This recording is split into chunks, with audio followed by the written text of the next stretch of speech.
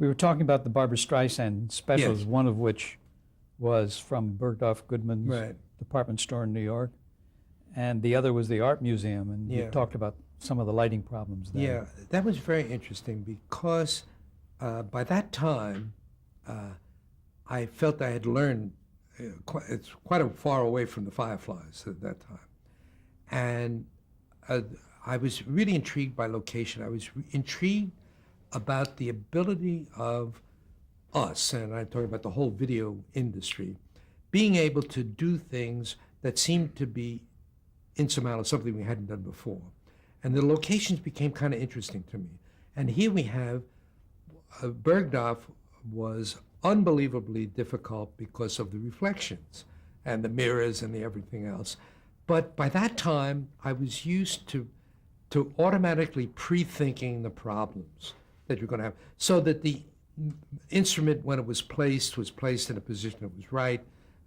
We were used to working at lower light levels, of pushing the system to its maximum sensitivity, to making things easy for ourselves, so we're not encumbered by this system, made it work. And so that the effort was to get it to look as good as possible, not just to get an image. And Bergdorf was perfect for it. She couldn't have been more than 18. I mean, very, very young. Absolutely breathtaking skin. It lit so easily. I mean, you'd not even get the lamp focused and she would be illuminated. And it was, and I saw this, and I was used to having some performers easier to light than the other. I never could really explain it. But suddenly you see it was luminous before you started. And of course she was so young and so inexperienced that I never even spoke to her, never heard a peep out of her, right? And she just did what she knew how to do, which was sing, right? But things change. Yes. Now, the second year we were in color, and she brought her curly-haired boyfriend along, didn't know him, kind of nice looking, he sat in the corner, she sat in the corner. The Color Me Barbara, which was the second one, that location was, because of the first year was so successful, was nearly a third of the show. And the art museum. Yeah, we went in on Friday night and we left on Sunday night. We had the museum to ourselves for the weekend, and nobody went home, went to sleep, nothing. Neither did Barbra Streisand. She said nothing. We heard nothing from her, no complaints. I have somewhere in my scrapbook Life magazine coverage of the show.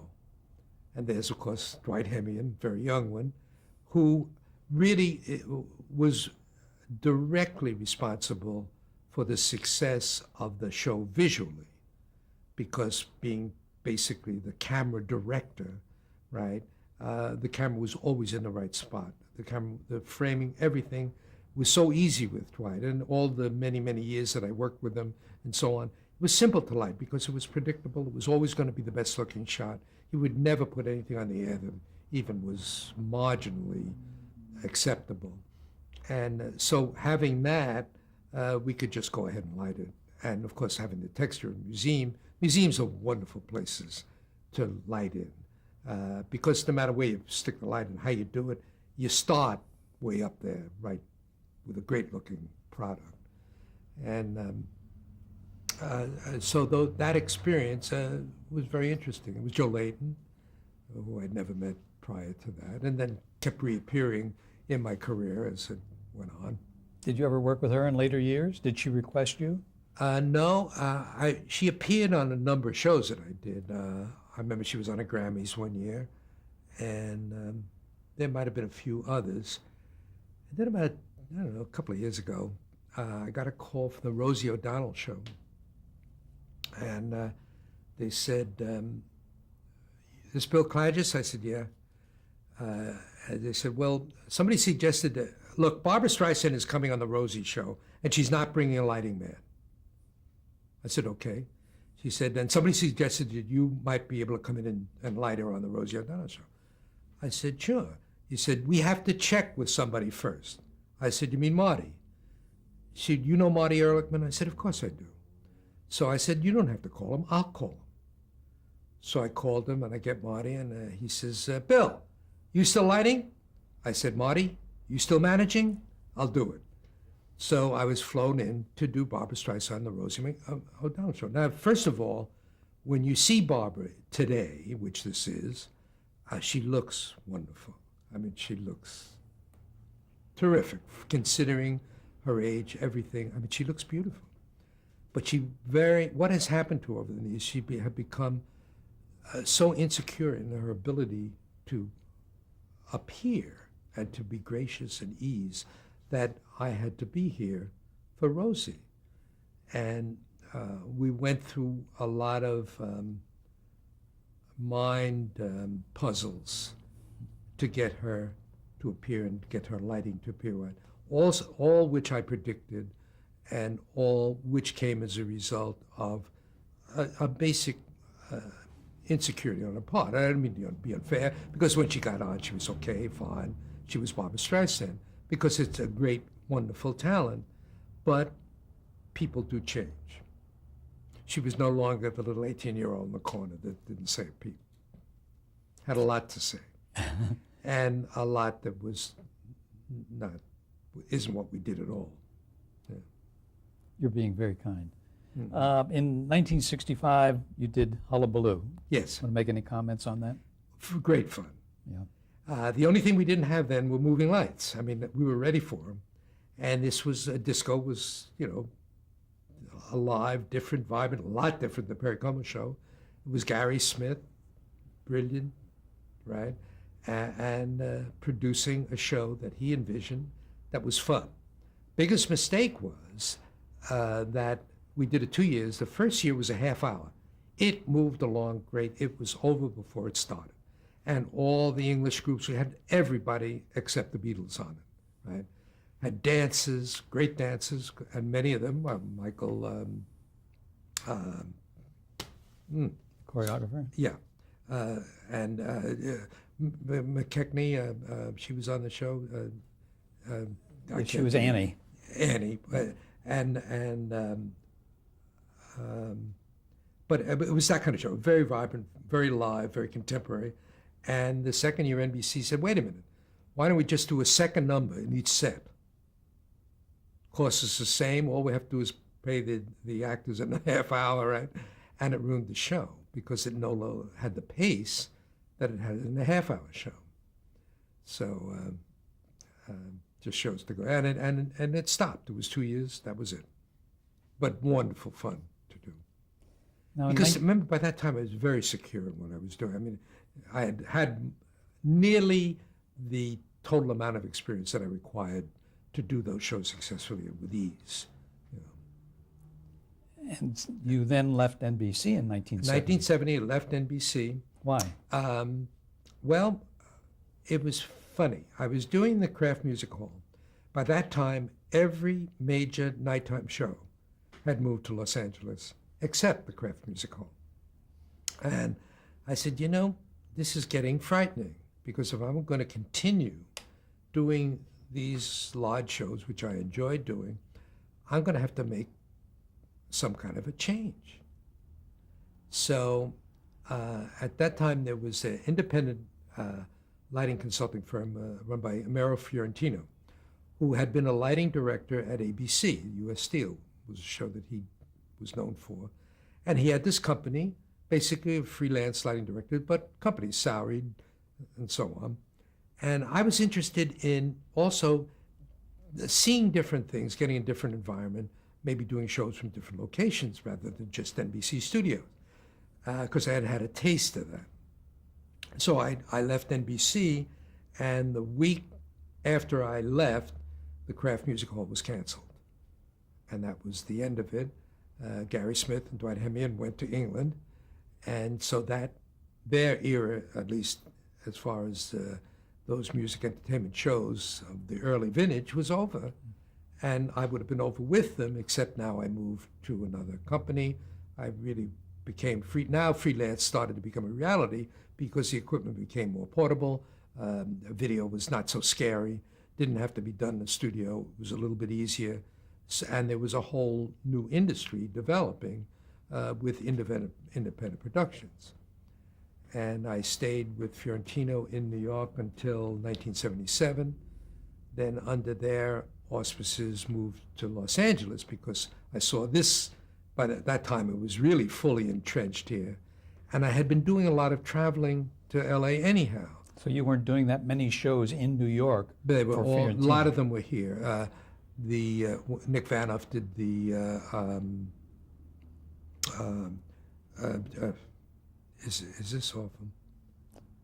It's okay. Yeah, this is important. Let me just look for the notes. Sure. Stop tape. No, we'll keep rolling. Yeah, and sitting me looking at the. We don't expect you to remember everything. Yeah, but this was. Was it another variety show? Yeah, it was a variety show and big one, a Julie Andrews show, and which was a full-out major, no stops production, done at ABC, which was in Los Angeles. As a special or a series? Oh, series. Series. And I was flown out each week to light it. Now, this was a double situation because there had to be a standby lighting director at ABC for me. I could not supposedly directly supervise the crew. I was just there on a consulting basis. In reality, it couldn't operate that way. But so, and I was doing a lot of shows out here, then suddenly realized that I should move here. And then all of my friends had moved here. Nick had moved here, Dwight and Gary by that time back, and they had moved here. Walter Miller had moved here.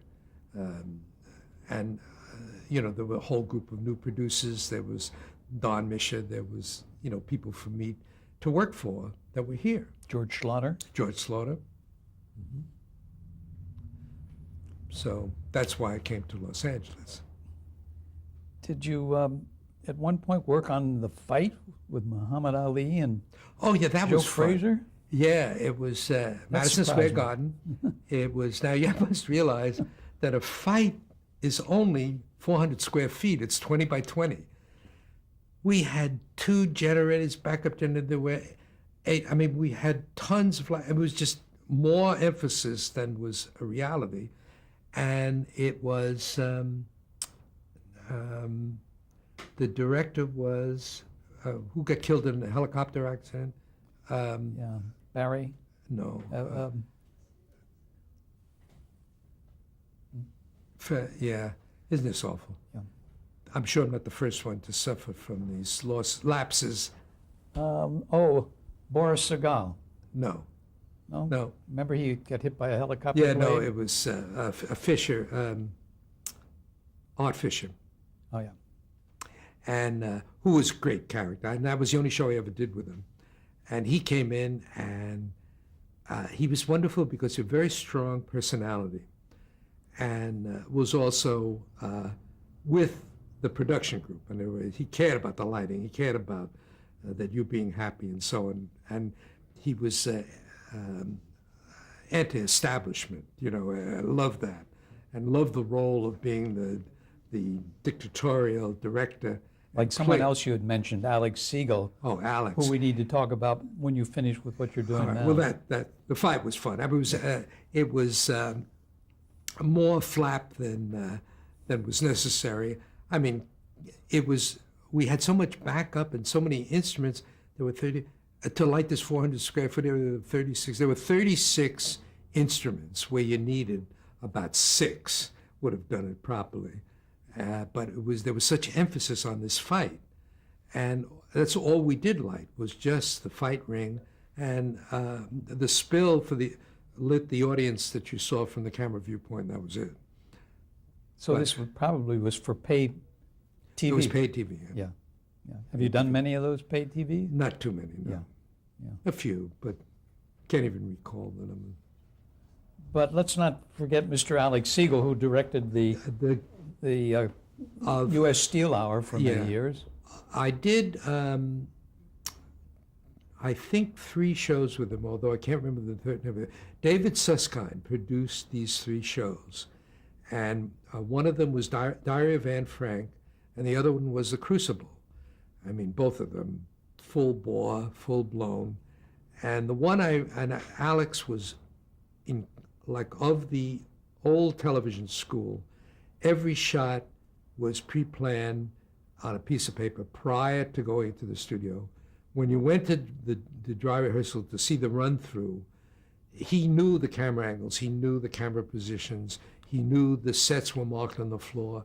The preparation was enormous, so that when you got in the studio, all you were now doing was reproducing what was on his script. And but the other ability that Alex had, he was an unbelievable director for actors and actresses. They adored him, he adored them, he cared for them, even with all this preparation. That was over and done with. Then he concentrated on the show. He loved the professional around him. He loved a lighting person like myself. Never a note, never, oh, I did the third one I did with him was The Lie, which was one of the Emmy Awards, which we did on location out here in Los Angeles, was actually like the return of Playhouse 90. It was a Playhouse 90 done 10 years after Playhouse 90 was long off the air, and it was Alex Siegel, so there were 3 shows. But my first with him was The Crucible and Anne Frank. And I remember in The Crucible, we got to the scene where the hanging is about to take place, and we're in this house in Salem, and we're looking outside, and we see silhouetted against the sky the noose on the hangman's tripod, whatever it is. And I said, well, what a time for Red in the Morning, Sailor's Warning. So I put up a red psych, right? And I didn't even think Alex had noticed it, right? The phone rings. It's David Susskind, who wanted to give a note. And the note was, should we be using a red psych here? Implication that with all the black, the Witches and all that. witches of Salem, and then the communist problem at that time, and all of the things and all of that kind of business, will we get criticized for this? And I'll never forget, Alex, typical. He says, "You gotta be kidding," bang, and hung up the phone. And then he says, "Bill, keep it red." I didn't even know he saw it, right? Because, he was in the midst of his thing, whether he had seen this red or not. I mean, I loved it, right? But that was Alex. And he, tough, wanted you to work fast, wanted no problems for it, didn't want to hear any of it, wouldn't even listen. At that time, since it was done live and multiple camera, to change viewpoints, there'd be something like a flap in a picture upstage, and all of a sudden you'd be reverse direction because there was no time to bring a fourth wall in. So you made the fourth wall and cheated on it, and there were all those little things which were a lighting nightmare because you weren't prepared for a shot up there because everything basically was in the fourth open wall was lighting, right? And you would never say to Alex, "Hey, Alex, I can't light that, kill the shot." Well, your head would be handed to you, right? But so that time when that shot came up and maybe it wasn't perfect, that was a compromise that you accepted because it was live, multiple camera television. Yeah. But Alex was wonderful. Many years later, he got cancer. He lived out here. He was now, when he got cancer, he was head of the USC drama department. And of course, he loved to tell about his students and how they loved him, which they did. And I saw him just a few months before he died, and he was the same Alex. And he wanted to relive these days in television. He wanted me to talk about him throwing the coffee table into the break front and screaming fit at some actor. It wasn't, because on the Crucible, I remember we had George C. Scott and so on, but he never yelled at George C. Scott because George C. Scott would throw a tantrum of his own and throw Alex through the window, right? But he was wonderful with those actors, and they adored him. You mentioned that one of those shows you got a nomination for an Emmy, and I think we need to take the time right here to congratulate you on the fact that in the course of your career, you have been nominated 22 times for an Emmy, and you have received an Emmy on 7 different occasions. That's remarkable. Your statistics are correct, yeah. Yeah. And it really didn't happen until I moved out here. The first show that I was proud of, I mean, I knew that I was doing good work on Kraft and Perry Como, but I had a funny feeling about those things. I said, gee, that's my job. I mean, you would expect it to be what it looks like, which is a criticism that I have of Emmy Awards in general. You may not be aware of this, but in the lighting area, there are 2 awards given out for live television. One is for situation comedy, and the second is for everybody else. Well, situation comedy is a journeyman's job. They should look good. That's what they get paid for. They're great creative efforts, great artistic merit. I can't tell who's lighting them. They all look good, but they all look the same. So I question that. And at the time when I was doing the Como show, I said, well, yeah, it's good looking. Should it get me an Emmy Award? I don't know. What are they given for? Given for unusual, exemplary, however they word it. But I didn't feel I was doing that. It's my work. That's what I do. It's a job. It wasn't until I did the Tijuana Brass Special, which I did get a nomination for, that I felt was such a departure and so wonderful looking and done under situations that had never been before in television. I said, well, here's a display of excellence. The nomination, it was an East Coast nomination. At that time, there was no such thing. All the nominations were on the West Coast for the Emmys when they became important. And that was my first disappointment, that my peer group didn't recognize what it was for. I've since gotten over it, but the point is that it is an award for excellence, not an award for doing a job. That's why I take great objection with the business with the sitcom, and then throw everybody else into another category. Doesn't seem fair to me either. No, I don't mean to editorialize, since the Academy is doing this, but that is a genuine feeling. No, I understand. In 1977, then you told us you moved to Los Angeles. Right. Did you get a job right away? No, I was working for Fiorentino. Oh, I see. So it was the West Coast office. Mm-hmm. I got so many jobs that we had expanded the staff to what ultimately would end up to be, when it became my company, 9 full-time lighting designers. We were very, very busy. And when you left Fiorentino, why was that? Because I wanted to stay in New York. I mean, that's where I lived. And Kraft Music Hall was over, finished, completed. I had nowhere to go in NBC New York. Do the news, wasn't ready for that. Besides the Miss America award show, you've done a lot of different award shows. Is there anything special about lighting those? No. Okay.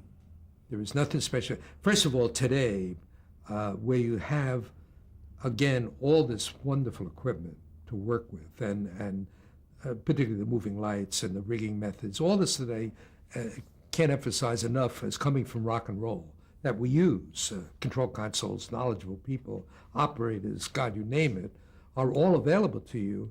It's just for you to assemble them in the proper order and thing, and every trick you can think of, and every trick you can copy, and every trick that anybody else has ever done, or every revelation you have is available because the budgets are large.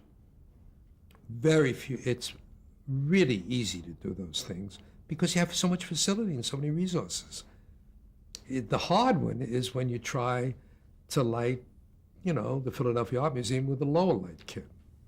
But you have to pick the winners out of the audience and make sure you have light on them. Mechanics.